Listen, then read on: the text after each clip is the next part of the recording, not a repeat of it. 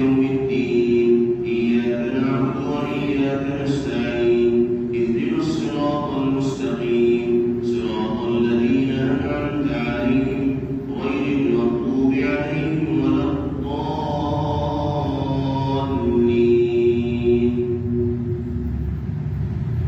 قالوا فأتنا به على أعين الناس لعلهم يشهدون.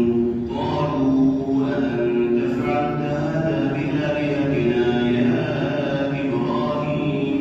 قال بل فعله كبيرهم هذا فاسألوهم إن كانوا ينطقون.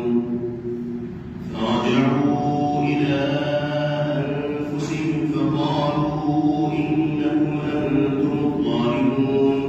ثم نكسوا على رؤوسهم لقد علمت ما هؤلاء ينطقون.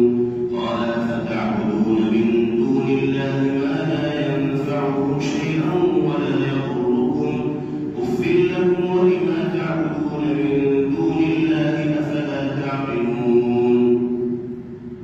قالوا حرقوه وانصروا آلهتكم إن كنتم فاعلين. قلنا يا نار كوني بردا وسلاما على إبراهيم وأرادوا به كيدا فجعلناهم الأخسرين. ونجيناه ولوطا إلى الأرض التي باركنا فيها للعالمين ووهبنا له إسحاق ويعقوب نافلة وكلا جعلنا صالحين وجعلناهم أئمة يهدون بأمرنا وأوحينا إليهم فعل الخيرات وإقام الصلاة وإيتاء الزكاة وكانوا لنا عابدين. ولوطا آتيناه حكما وعلما